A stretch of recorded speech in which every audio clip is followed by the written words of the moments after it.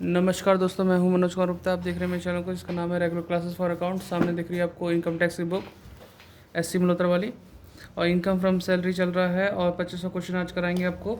तो इसमें आपको ग्रेड पे सैलरी है, तो इसको ध्यान से पढ़ना और समझना और फिर कराते हैं इसे, ठीक है। तो स्टैंड नीचे करते हैं, समझाते हैं आपको क्या क्या लिखा हुआ है।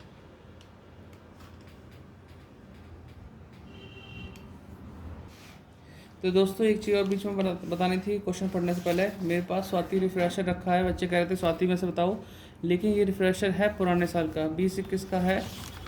जैसे आप देख पाएंगे यहाँ पे असेसमेंट ये 2021 का है। अगर इसमें थ्योरी में निशान लगवाना चाहते हो, क्योंकि 2021 जो है हमारा असेसमेंट ईयर, तो उसमें ज़्यादा चेंजेस नहीं होंगे। अगर आप लगवाना चाहते हो भाई मिल जाए, तो मैं निशान यहाँ लगवा सकता हूँ। तो कमेंट करके बताना कि इसमें लगवाना चाहो, क्योंकि नया बच्चे के पास नहीं है स्वाति वाला, इसलिए नहीं लगा पा रहा हूँ। अदरवाइज़ जो हमने पहले लगाए थे ना निशान चित्रा में से, उसी से काम चला सको तो बता देना। अगर आप पुराने साल वाले से एग्री हो तो इसमें लगा दूँगा मैं निशान, और इसी के थ्रू अपने उसमें नए वाले में लगा देना। बहुत कम ही होगा, अगर होगा तो वो चीज़ आप समझ जाना कि हाँ भाई उसमें जगह कुछ और है, और वो भी पढ़ लेना जो चेंजेस है। तो कमेंट करके बताना, ये वीडियो आएगी उसमें कमेंट मिलेंगे तो मैं बताऊंगा आपको, निशान लगा दूंगा और आपको ये मिल जाएगी, ठीक है। भले लास्ट ईयर की होगी, लेकिन कुछ सीखने को मिलेगा कौन कौन सा इंपॉर्टेंट है। जल्दी बेटा, अब क्वेश्चन पढ़ाते हैं। क्वेश्चन नंबर 25, इसमें लिखा है मिस्टर रंग राजन। देखा भाई, mister Rangarajan was appointed in a company of Chennai on the grade, क्या लिखा हुआ ग्रेड 22,000-400-30,000। इसका मतलब मिस्टर रंगराजन जो अपॉइंट हुए कंपनी में 22,000 की सैलरी पे हुए थे। हर साल कितनी सैलरी बढ़ती है? 400। कब तक बढ़ेगी? तो 30,000 पे नहीं। हाँ, इसी तरह से आगे बढ़ता रहता है। अगर आगे भी डैश लगा होता कि 500, और कब तक बढ़ेगी? जब तक नेक्स्ट स्लैब ना आ जाए उसमें, है ना। तो ये कब से स्टार्ट है? 1 जनवरी 2017 से स्टार्ट है, ठीक है। 1 जनवरी 2017 से स्टार्ट है, उससे आप चलता रहेगा। हर साल यानी 12 महीने बाद वो सैलरी चेंज हो जाएगी। आगे लिखा है he receive 50% DNS allowance. DNS allowance मिलता है। Beside this he is getting 15,000 per month entertainment allowances. Entertainment allowance पढ़ रहे हो तो एक बार चेक कर लो, ये गवर्नमेंट एम्प्लॉय तो नहीं है। अगर गवर्नमेंट है तो बस डिडक्शन भी मिलती है, अगर गवर्नमेंट नहीं है प्राइवेट है तो कोई डिडक्शन नहीं मिलती है, ये भी ध्यान रखना। In terms of service, he required to entertain the client of the company. He receive also house rent allowance 3200 per month from the company, है ना। तो हाउस रेंट अलाउंस कितना मिलता है? 3200 मिलता है पर मंथ, ठीक है। तो HRE की कैलकुलेशन करनी पड़ेगी। He has taken a flat as the rent at the rent 8,000 per month. The company provided him sweeper. अभी इसने ये नहीं बोला ये फ्लैट कहाँ पे था, चेन्नई में, सॉरी यहाँ पे चेन्नई में रह रहा था, चेन्नई में फ्लैट मिला होगा। तो दिल्ली, मुंबई, कोलकाता, चेन्नई में 50% सैलरी का लेते हैं, ठीक है, जो HRE कैलकुलेशन के लिए, तो ध्यान रखेंगे इसे। फिर आगे लिखा the company provided him a sweeper, cook, gardener. Sweeper भी दे रखा है, कुक भी दे रखा है जो खाना बनाए, गार्डनर भी दे रखा है माली टाइप का। तो एंड पेड देम 200 रुपये पर मंथ ईच। हर एक को 200 मिलते हैं, ठीक है। फिर आगे है he has been provided 2 motor car. 2 motor car मिली हुई हैं। One of this is large, another is small. The car are used in personal use also. जो हमें कार है उसका यूज़ हम पर्सनल यूज़ में भी करते ही हैं, ऑफिस के लिए भी करते होंगे, पर्सनल के लिए भी, जैसे भी करते हैं।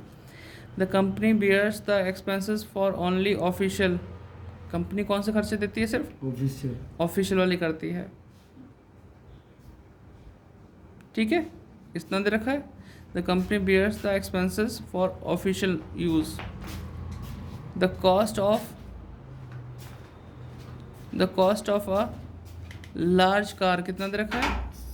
6 लाख। स्मॉल कार कितना दे रखा है? 3 लाख। एक्सपेंस रिलेटिव कार 80,000 और 60,000 दे रखा है, ठीक। The employer and employ each contributed 8.3% of salary. DNS allowance कितना दे रखा है? एंड द DNS अलाउंस बोला है, ठीक है। अब यहाँ देखो, employer and employ each contributed 8.33% जरूर बोला है। 12% से ऊपर होता है तो टैक्सेबल होता है, लेकिन उससे कम होता तो माफ़ रहता है। लेकिन क्या बोला? सैलरी और DNS अलाउंस बोला। इस DNS अलाउंस से मालूम पड़ेगा कि ये जो DNS अलाउंस है वो as per terms of employment है। मतलब HRE की कैलकुलेशन में जोड़ के दिखाना पड़ेगा। ठीक है, रिकॉग्नाइज फ्रॉम ये पढ़ लिया हमने। Compute income from salary for the assessment year 21-22 assuming that salary is due at the end of each month, मतलब मंथ के एंड में मिलती salary. The company has entered into the agreement with him to pay tax free salary, so company paid 50,000 income tax payable by him. तो company कितना pay करती है income tax? 50,000, जो उसको पे करना चाहिए थे। ठीक है, और इनकम फ्रॉम सैलरी ये है। तो क्वेश्चन स्टार्ट करते हैं, क्वेश्चन नंबर 25। ठीक है, यहाँ लिखते हैं computation of taxable income from salary for the assessment year 2021-22। ये कर दिया हमने। ठीक है, पहला पॉइंट हम सैलरी से लिखते हैं। क्या लिखते हैं? सैलरी। सैलरी इसमें बोल रखा है 22,000 से स्टार्ट हुआ, 400 रुपये हर साल बढ़ेगी, इंक्रीमेंट होगी और 30,000 तक होगी। ये 2017 में बात चल रही थी, है ना। और हमारा जो साल है असेसमेंट ईयर 21-22 है, प्रीवियस ईयर क्या होगा? 20-21 होगा, है ना। तो हमें सैलरी कैलकुलेट करनी पड़ेगी वर्किंग नोट में। तो अभी से यहीं छोड़ते हैं, अगले पेज पे चलते हैं और वहाँ पे वर्किंग नोट करके दिखाते हैं आपको कैसे कैसे होगा। ठीक है, तो सॉल्व करते हैं सैलरी का। ठीक है,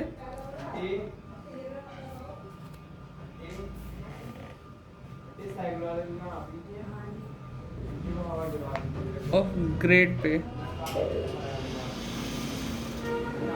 ग्रेड पे सैलरी निकालनी है।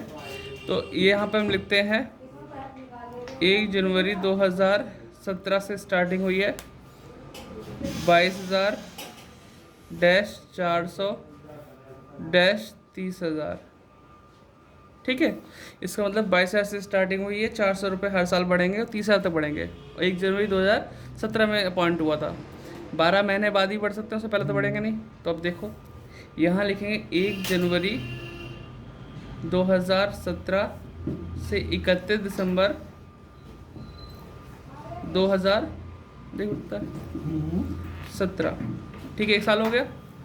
तो सैलरी क्या रही इनकी? 22,000। फिर आते हैं 1 जनवरी 2018 से लेकर 31 दिसंबर 2018, उसके लिए सैलरी कितनी? 22,400। समझ में आ रहा है? फिर 1 जनवरी 2019 से लेकर 31 दिसंबर 2019 तक के लिए सैलरी कितनी है? 22,800। ऐसे चल रहा 30,000। हाँ ना, 30,000 तक क्यों चलेंगे, हम अपना असेसमेंट ईयर के हिसाब से देखेंगे ना। अच्छा, 1 जनवरी 2020 से 31 दिसंबर 2020 लिख दिया। कितना होगा? 23,200। 1 जनवरी 2020 सॉरी 21 से 31 दिसंबर 2021 तक। दिसंबर है, जनवरी दिसंबर, तो उस साल तो ही रहेगा। तो ये है 23,600। बस अभी फिलहाल इतना रुका। क्यों रुका? क्योंकि हमारा AY क्या था? AY था 2020 सॉरी 21 और 22, और PYM प्रीवियस ईयर कितना था?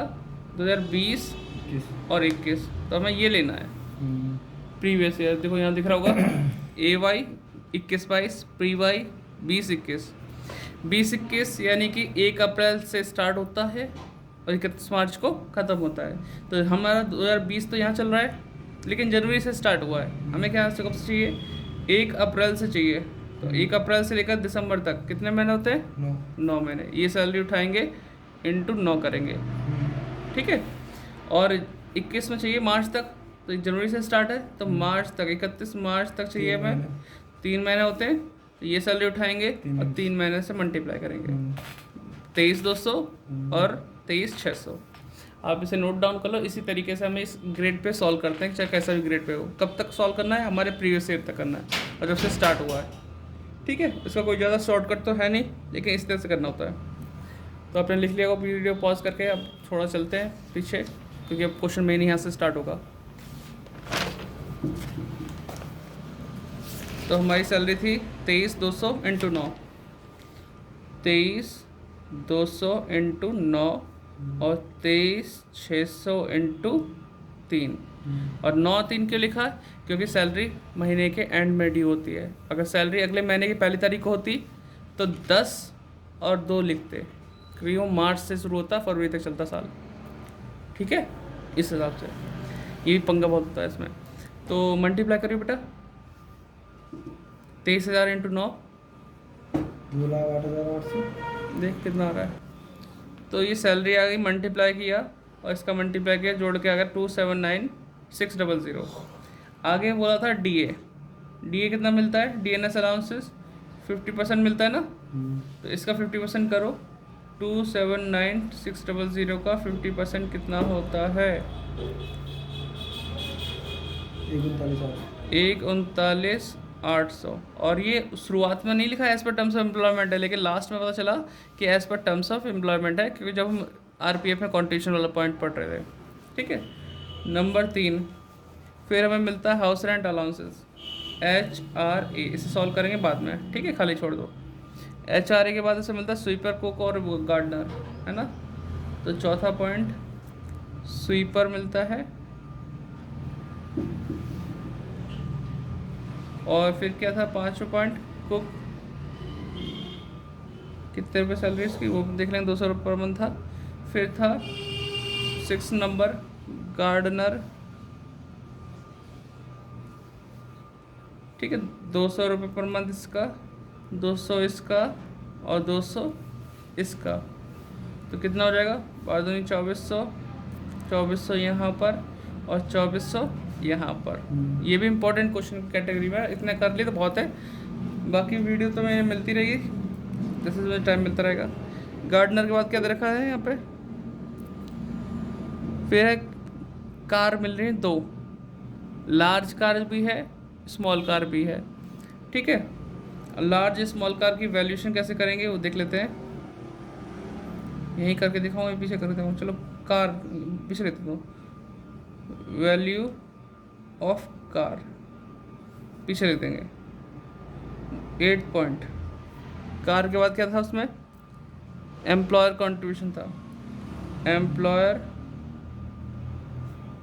Contribution to RPF in excess of 12%। 12% से ज़्यादा हो तो टैक्सेबल होता है, लेकिन ये तो 8.33% है, तो माफ़ हो गया, एग्जाम्प्ट हो गया, क्योंकि 12 से कम कर रहा है। ठीक है, फिर आगे हमने पूरा पढ़ लिया था इसमें पॉइंट। सैलरी टैक्स फ्री होने वाली थी, तो इनकम टैक्स पेड कितना किया एम्प्लॉयर ने? 50,000। 9th पॉइंट लिखो, इनकम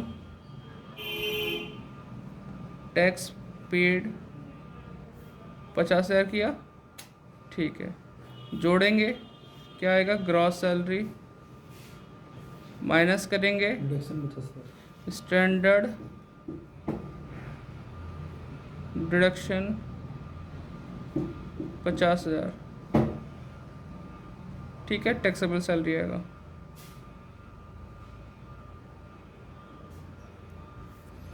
ठीक है, तो आपने यहाँ तक देख लिया। इससे चाहे तो पॉज करके यहाँ तक नोट कर सकते हो, मैं पीछे पढ़ूंगा। पीछे इसका HRA सॉल्व करेंगे, वैल्यू ऑफ कार सॉल्व करेंगे। ठीक है, वर्किंग नोट में। तो आपको नोट करना तो नोट कर लो, अदरवाइज पीछे चलते हैं HRA के लिए। ठीक है, ये 2 सैलरी हमारी 279,600 और 139,800, बाकी कुछ मिला नहीं। यहीं आ जाते हैं। नोट नंबर 1 था। Note number 2, calculation of taxable HRA। ठीक है, टैक्सेबल HRA हो गए। इसमें हम क्या करेंगे? सबसे पहले इसमें लिखेंगे HRA रिसीव्ड। HRA कितना मिला? 3200 पर मंथ मिला था। करियो बेटा, 3200 इंटू 12। नंबर 2 लिखता हूँ, excess rent paid over 10% of salary, 38,400। ये 38,400 होता है। हाँ जी, 38,400, ठीक है। अब रेंट पेड किया तो इसका फॉर्मूला होता है rent paid minus 10% of salary, ठीक है। रेंट कितना पे किया, 8,000 किया था, 8,000 इंटू 12, 96,000, ये हो गया हमारा रेंट, माइनस सैलरी का। अब सैलरी हमने दो चीज़ जोड़ी थी, सैलरी थी 279,600, यहाँ साइड में जोड़ लेते हैं, 279,600 और 139,800, 139,800, इसमें एक सैलरी दिए है, तो इसे जोड़ी बेटा कितना आ रहा है, किसे, इसे दोनों प्लस का ओके करो। 4,19,400। पक्का जोड़ लिया, अच्छा पहले जोड़ लिया था, 4800 कौन सा है, अच्छा 4,19,400, तो यहाँ लिखते हैं 4,00,000, मतलब यहाँ पे 4,19,400 का 10%, एक ज़ीरो कम हो जाएगी तो 41,940, ठीक है। माइनस करिए बेटा, 96,000 में से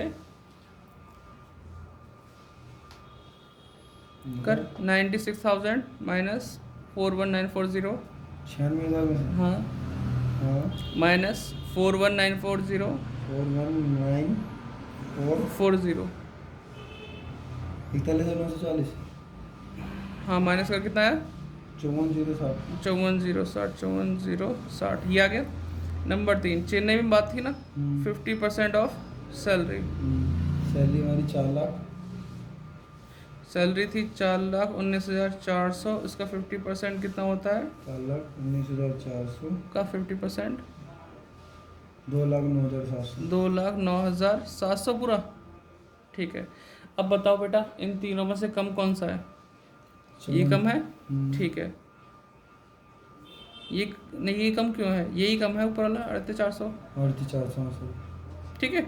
इन तीनों में से देखा जाए तो 38,400 कम था, और विच अब वही कम है जो होने वाला है टैक्स, तो वो हमारा एग्जाम्प्ट हो जाएगा, which ever is less, which ever is less is exempt, ठीक है। 38,400 कम था। अब टैक्सेबल कैसे निकालेंगे, टैक्सेबल HRA देख ले बेटा दीपक, टैक्सेबल HRA के लिए HRA मिला कितना 38,400, और उतना ही माफ हो गया, तो क्या बचा हमारा 0 नील, ठीक है। तो आप इसे इतना नोट कर सकते हो, यहाँ से यहाँ तक अगर नहीं कर पाए तो HRA में हम नील लिखेंगे, क्या लिखेंगे, क्योंकि हमारा टैक्सेबल कुछ निकला ही नहीं। इन तीनों में से कम क्या था, ये वाली रकम कम थी, वो एग्जाम्प्ट हो गई, और इतना ही मिला था, तो इसमें से यही माइनस की, सेम टू सेम क्या बचेगा 0, तो कुछ भी नहीं आया, ठीक है। दिखाएं वहाँ पे नील, तो HRA हो गया नील, मतलब एग्जाम्प्ट हो गया, ठीक है। अब वैल्यू ऑफ कार, अब कार की तरफ चलते हैं, बड़ा क्वेश्चन है, वैल्यू तीसरा नंबर ऑफ कार। पहली कार कौन सी थी, बड़ी वाली कार थी ना, देख बेटा इसमें सिखाया गया है अगर दो कार मिलती तुम्हें, तो पहली कार ऑफिस और घर के लिए मानोगे, और दूसरी कार मानोगे पर्सनल यूज़ के लिए, ठीक है। तो ऑफिस और घर के लिए तो हमने मानी पहली वाली कार, जिसकी कीमत है 6 लाख रुपए, और खर्चा कितना हो रहा है 80,000 रुपये, ये हो रहा है, और इसे माना ऑफिस और घर के लिए। इसमें एक लाइन लिखी थी कि कंपनी कौन से खर्चे बियर करती है, सिर्फ ऑफिस वाले। अगर सोचो कोई कार घर ऑफिस दोनों के लिए काम आती है, और कंपनी सिर्फ अपने खर्चे करती है और एम्प्लॉय अपने खर्चे करता है, तो उसके लिए लाइन थी 600, 900, 900। छोटी कार के लिए 600, बड़ी कार के लिए 900, और ड्राइवर के लिए 900। ड्राइवर वगैरह तो है नहीं यहाँ पे। तो अगर मैं बात करूँ वैल्यू ऑफ लार्ज कार, तो कैसा हो जाएगा 900 इंटू 12, 10,800 हो जाएगा। ये बड़ी कार की कीमत आ गई, जो उसकी सैलरी में जोड़ के दिखानी पड़ेगी, कोई दिक्कत तो नहीं। First, second, value of small car. अब हमने पहली कार वो मानी ऑफिस घर के लिए, तो हमने ऐसा निकाले 600, 900, 900 करके। अब दूसरी कार हम मान रहे हैं सिर्फ पर्सनल यूज़ के लिए, सिर्फ पर्सनल। अगर कार मालिक की है तो 3 पॉइंट आते हैं। कार की कीमत कितनी दे रखी, कार की कीमत 3 लाख। उसका 10% टैप लगाना है। कार को चलाने के खर्चे और ड्राइवर वगैरह का, ड्राइवर वगैरह नहीं दे रखा, तो अभी हम क्या लिखेंगे, पहले लिखेंगे कौन सा मेंटेनेंस एक्सपेंसेस है, एक्सपेंसेस दे रखा सिर्फ एक्सपेंसेस ऑफ कार कितना दे रखा, दूसरी कार के 60,000 दे रखा था ना, 60,000। 10% डेप ऑफ कार, कार की कीमत थी 3 लाख, 3 लाख का 10% कितना होता है 30,000। 30,000 ये आ गया। ड्राइवर वगैरह की सैलरी होती है तो जोड़ देते हैं, और कुछ हमसे चार्ज किया रहता तो माइनस कर देते हैं। तो अभी टोटल कितना हुआ 6,30,000 है ना, 60,000 है और ये 90,000 आ गया। 60 हाँ 60,000, 60,000 ये 30,000 ये, कोई दिक्कत तो नहीं। तो ये कार की कीमत हो गई, दोनों को प्लस करोगे तो वहाँ लिख सकते हो आप, मैंने वर्किंग नोट में लिख दिया तो वहाँ लिखने की ज़रूरत नहीं पड़ेगी। तो प्लस करते हैं तो कितना आएगा 1,08,000, 1,08,000। कोई दिक्कत तो नहीं। तो मैं यहीं से दिखा दूंगा वैल्यू ऑफ कार, बच्चों आपने लिख लिया होगा उम्मीद करता हूँ। भाई 21 मिनट की वीडियो हो गई तो जरा सी ये लिखते हैं 1,08,000, ठीक है, इतना लिखते हैं। अब इससे जोड़ो फिर माइनस, बाकी तो पॉइंट ख़त्म ही हो गए।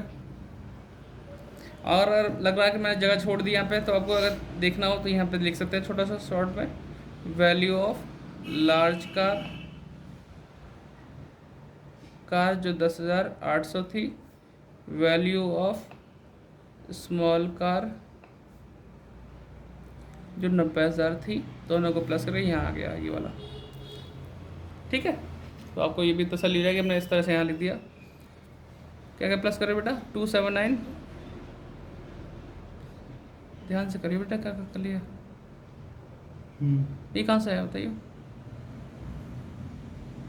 कितना, 1 लाख। बच्चों एक हल्की सी मिस्टेक रह गई कि DNS अलाउंसेस के बाद एंटरटेनमेंट का नाम भी था, तो हमने वो ध्यान नहीं दिया, 15,000 पर मंथ, उसे और लिख दो। तो मुझे एक पॉइंट में गलती यहाँ पे दिखानी पड़ेगी, कहाँ पे, यहाँ लिख देता हूँ, तीसरा पॉइंट मान के एंटरटेनमेंट अलाउंसेस, चलो समय रहता ये हो गया। तो 15,000 इंटू ये, तो कितना आ जाएगा बेटा 15,000 इंटू 12, 1,80,000 के आसपास आएगा। हाँ, और सरकारी कर्मचारी तो है नहीं जो डिडक्शन मिलेगी, चलो, और ना ही ये इसमें जोड़ के दिखाना पड़ता है चारे वैचारिक कैलकुलेशन में। 3 ये हो गए, चौथा पॉइंट ये, 5वां ये, छठा ये, 7वां ये, 8वां ये, 9वां और 10 पॉइंट हो गए। अब जोड़िए पूरा, कुछ और तो नहीं छोड़ा।